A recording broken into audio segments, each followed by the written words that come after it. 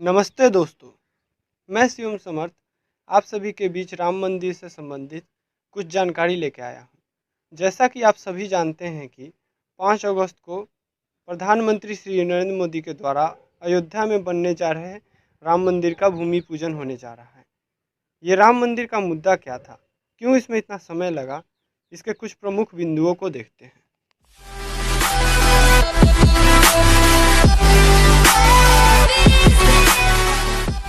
इसकी शुरुआत 1528 से होती है, जब बाबर के एक आर्मी जनरल मीर बाकी के द्वारा एक मस्जिद बनवाई गई, जिसका नाम बाबरी मस्जिद रखा गया।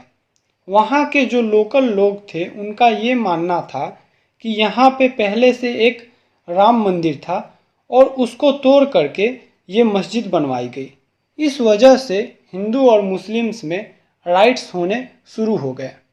ये राइट्स को देखते हुए ब्रिटिश गवर्नमेंट बीच में आती है और बोलती है कि हम इस पूरे एरिया को 2 पार्ट्स में डिवाइड कर देते हैं।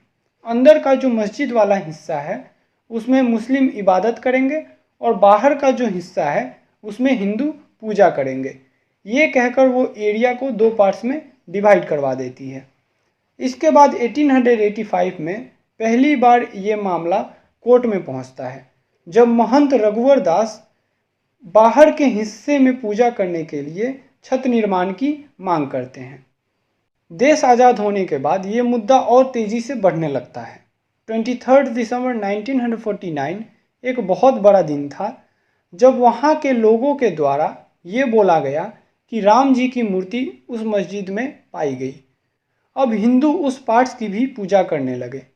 फिर सिचुएशन और ख़राब होने लगे, तो ये सिचुएशन को कंट्रोल करने के लिए गवर्नमेंट उस पूरे एरिया को क्लोज कर देती है और गवर्नमेंट ये डिसीजन लेती है कि अब यहाँ पे ना ही हिंदू अंदर जा सकते हैं और ना ही मुस्लिम। फिर 1950 में महंत रामचंद्र दास हिंदुओं को पूजा करने के लिए केस फाइल करते हैं।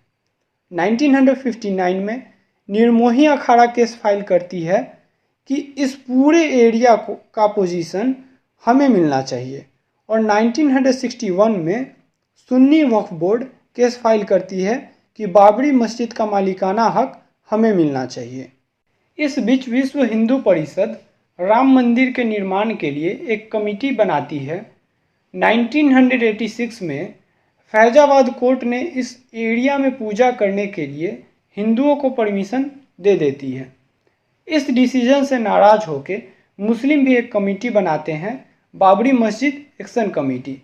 इसके बाद 1989 में एक और केस फाइल किया गया रामलाला विराजमान के नाम पे। इन्हें भी इस पूरे एरिया पे मालिकाना हक चाहिए था। फिर 1990 में मिनिस्टर लाल कृष्ण आडवाणी गुजरात के सोमनाथ से अयोध्या तक एक रथ यात्रा निकालते हैं। जहाँ से ये रथ यात्रा गुजरने लगी, वहाँ कुछ जगहों पे दंगे होने लगे, तो इस वजह से आडवाणी जी को बिहार में गिरफ्तार कर लिया गया।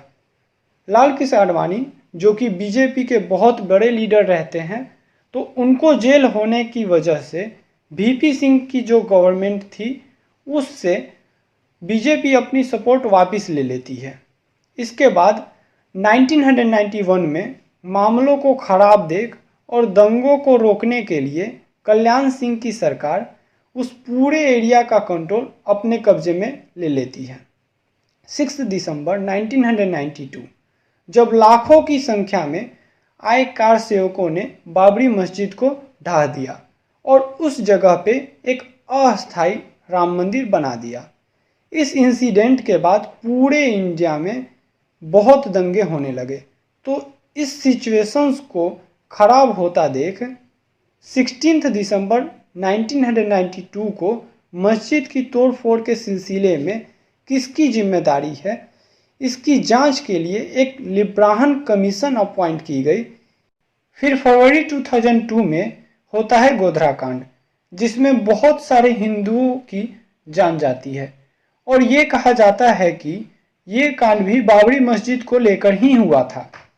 इसके बाद 2002 में प्राइम मिनिस्टर अटल बिहारी वाजपेयी ने एक अयोध्या विभाग शुरू किया, जिसका मेन ऑब्जेक्टिव था कि हिंदू और मुस्लिम के बीच बातचीत करके कोई सॉल्यूशन निकालना।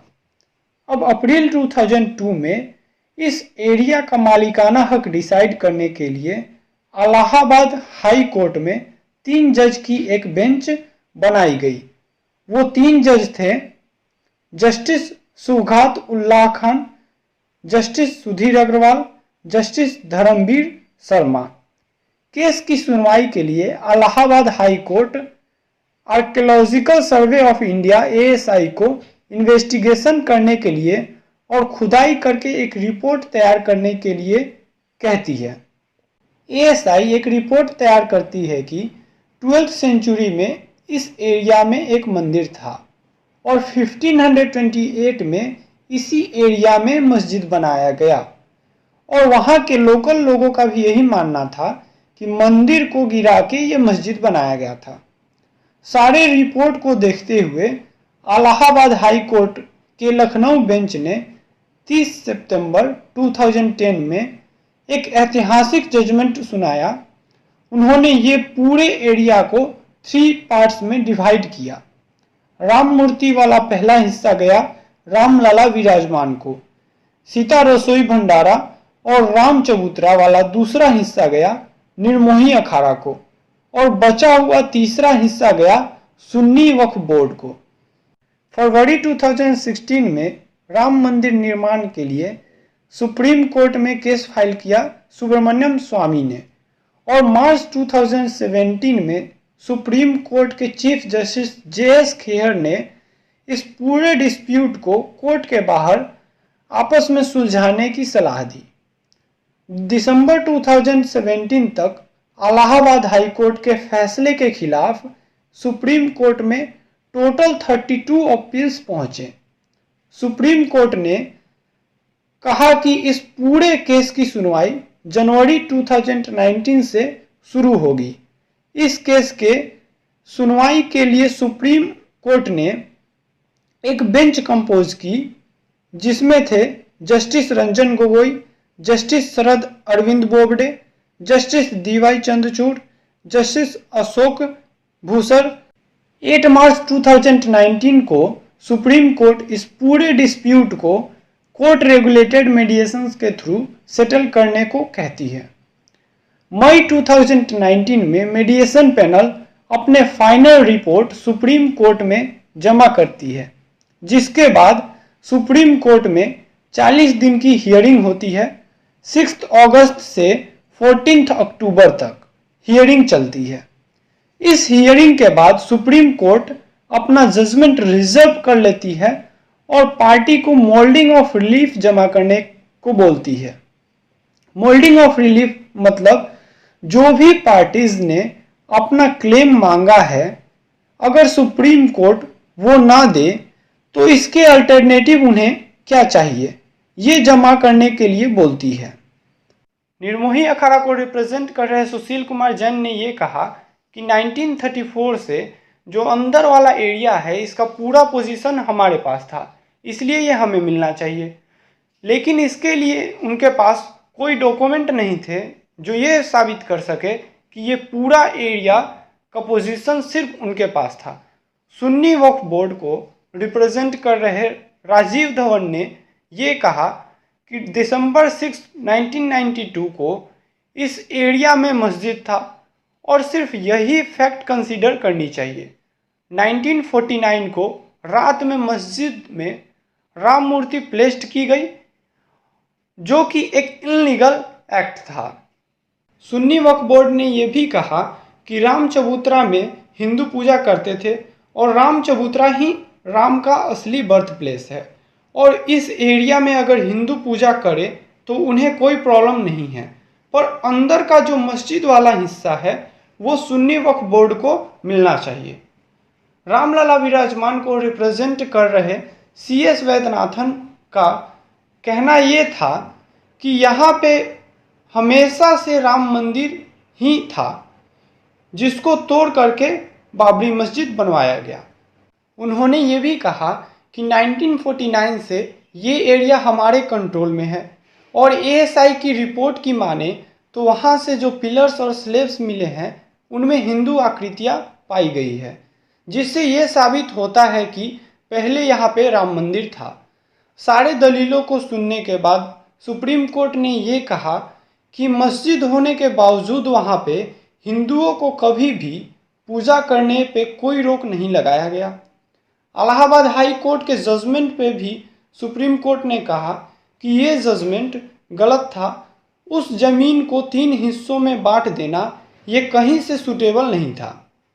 सुप्रीम कोर्ट ने यह भी कहा कि इस केस के मेजॉरिटी हिस्टोरिकल फैक्ट और फिगर्स पे बेस्ड है, और ये तो पता है कि बाहर के हिस्सों में 1857 से हिंदू पूजा करते आ रही है, जिससे कि उनका कंट्रोल इस्टेब्लिश होता है। सुप्रीम कोर्ट ने यह भी कहा कि मुस्लिम को जो नमाज पढ़ने पे रोक लगाई गई वो 23 दिसंबर 1949 से लगाई गई है, जिससे मुस्लिम को अपना 400 साल पुराना मस्जिद में राइट टू वर्शिप डिप्राइव हुआ है। तो सुप्रीम कोर्ट कॉन्स्टिट्यूशंस के आर्टिकल 142 की पावर को यूज़ करते हुए जो भी गलतियां हुई है उनको सुधारते हुए ये फाइनल डायरेक्शन देती है कि बाबरी मस्जिद वाला 2.77 एकड़ का जो हिस्सा है वो रामलाला विराजमान को जाएगा, और सेंट्रल गवर्नमेंट या स्टेट गवर्नमेंट के थ्रू सुन्नी वक्फ बोर्ड को 5 एकड़ की ज़मीन दी जाएगी। दोनों पार्टी को अपना अपना अलॉटेड लैंड एक ही दिन दिया जाएगा। सुप्रीम कोर्ट के इस जजमेंट को सभी धर्म के लोगों ने स्वागत किया। हम सभी को गर्व है अपने मातृभूमि और यहाँ के रहने वाले देशवासियों पर। जय हिंद।